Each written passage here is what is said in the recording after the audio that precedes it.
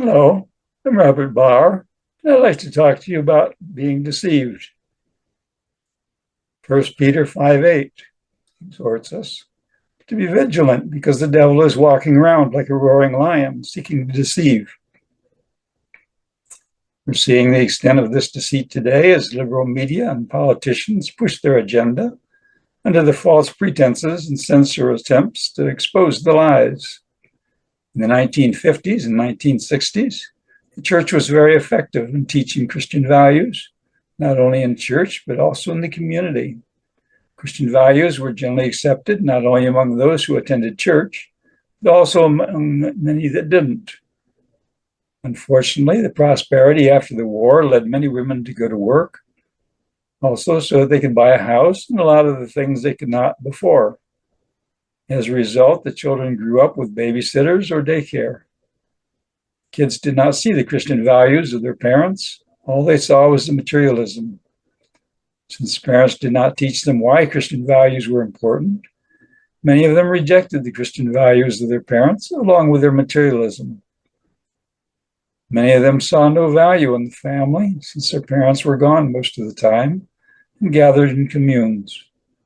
They freely engaged in sex, and if children resulted, they let them run free without supervision. Their parents didn't seem to care what happened to them, so they didn't worry about what happened to their kids. The United States and Russia were competing for world control, and Russia claimed it would overthrow the United States without a fight. Socialism's values are openly opposed to Christian values. I have a series of study courses on the difference between God's values and man's values. Socialism believes that man is the master of all things and there is no God. They justify imposing their views on others because they believe most people don't know what's best for them. And they need somebody, mainly them, to tell them what to do. You see Christians and Jews as a threat to their rule because Christians and Jews put God's law before man's law. Christians and Jews recognize that God created us and knows what's best for us. During the Korean War and later the Vietnam War, Joseph McCarthy warned that there were Russian agents in our government and in our media, but many people ignored him. The media pushed the idea that the United States was trying to take over Vietnam when we were really trying to help the Vietnamese fight off the Chinese. College kids did not understand the bloody past of socialism, and since it called itself communism, the kids equated the socialist dictatorships with the freedom they found in their communes. As a result, they were easily persuaded by the media and the entertainment industry to support China and protest the involvement of the United States in the Vietnam War. Like Satan did with Eve, they continued to push the benefits of disobeying God while downplaying the dangers. Up until 1970, abortion was illegal in all 50 states. The vast majority of people considered it evil. They would have voted against any politician if he voted for it. So Planned Parenthood pushed it through the Supreme Court. We didn't have to worry about getting voted out of office since they're appointed for life. Roe versus Wade did not legalize abortion, but effectively nullified all laws against it by ruling that the courts could not enforce them. In addition, abortion allows free sexual activity by eliminating the dangers of pregnancy so they can have their fun and not have to worry about the consequences. As a result, it unleashed widespread sexual activity outside of marriage. Abortion has been openly practiced since 1970, and many people have come to accept it as necessary at times. Still, many conservative states like Ohio would have a hard time legalizing unlimited abortion up to birth. As a result, they have hidden provisions in innocent legislation and ballot issues to get them approved. They push the benefits of the bills and initiatives to get them passed, while downplaying the dangers of their provisions. Ohio has had fairly conservative pro-life laws, though not extreme. Planned Parenthood and others push for an amendment to the state constitution that would allow unlimited abortions up to and including at birth. though Planned Parenthood funneled funds through other organizations to hide their support. They disguised it in innocent terms to help them pass it. They stated that abortions were not allowed after a heartbeat was detected, which many people agree with. It also included provision for exceptions if a physician determined the mother's life or well-being was in danger. While many would agree with the provision in cases where the mother's life is in danger, adding her well-being opens the door to abortion on demand. All an unscrupulous doctor has to do is claim the mother's well-being is threatened, and he can justify the abortion. Since abortionists feel that any unwanted pregnancy causes mental distress, and therefore threatens the mother's well-being, they use it as justification for abortion for any reason, up to and including at birth. The fact that it says that it's determined by the physician and does not include the mother could allow a physician to perform an abortion without the mother's consent.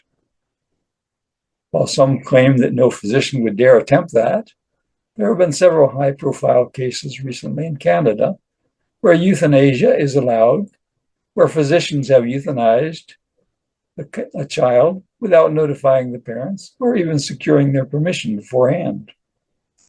In fact, the Ohio Amendment includes a provision that prohibited anyone from interfering with a woman getting an abortion, which meant that parents could not prevent a minor child from getting an abortion.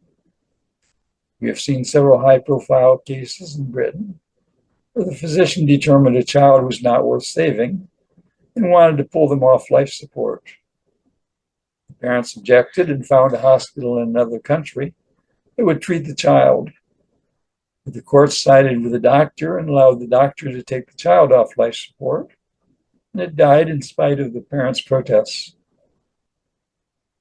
Since then, they have continued to insert liberal judges and politicians in key posts to subvert the rule of law and impose their values on the American people. They've also used school subsidies to impose their values on the schools, funding school health clinics and sex education programs and promoting their benefits, and then using them to teach liberal values to the kids. When schools have resisted, they have threatened to cut off the school subsidies unless they complied. Meanwhile, they kept parents in the dark about what they were doing. When COVID hit, many kids were forced to learn at home, where parents began to realize what was being taught. When parents objected, the government labeled them as terrorists and ran extensive investigations of them. And the media painted them as fanatics to turn public opinion against them. In the same way, they have pushed the benefits of credit cards and electronic banking while downplaying the dangers of government control of banking. They've also continued to push the benefits of removing barriers to voting while downplaying the dangers of fraud. They continue to promote their candidates by promising all kinds of benefits for voters if they're elected. They never deliver many of those promises, and those they deliver are paid for by increasing taxes to pay for them. So taxpayers end up paying a great deal for all the nice benefits they get. And they could have purchased those benefits far cheaper themselves if they weren't paying so much in taxes. It's easy to see the cost of something if you have to pay for it out of your pocket. It's hard to realize that you're paying a lot more for it when it's hidden in your tax bill at the end of the year. At the same time, they deny there is a God and ridicule the Word of God, claiming it limits their fun, just as Satan did with Eve. They attack Christians and Jews because they pose a threat to them, gaining control, because Christians and Jews recognize the value of God's law and support God's law over man's law. Christians need to study the issues so they can recognize the dangers posed by liberal values and openly expose the dangers so voters will not be deceived into supporting programs that create division and strife in society. The church was successful before in teaching its members to avoid Satan's traps and exposing the dangers to society, and it can be successful again. To do that, it must not be afraid of speaking up. Liberals threaten Christians to silence them. Those who follow Christ know that God's eternal reward far outweighs any benefits of temporary pleasure. Thank you.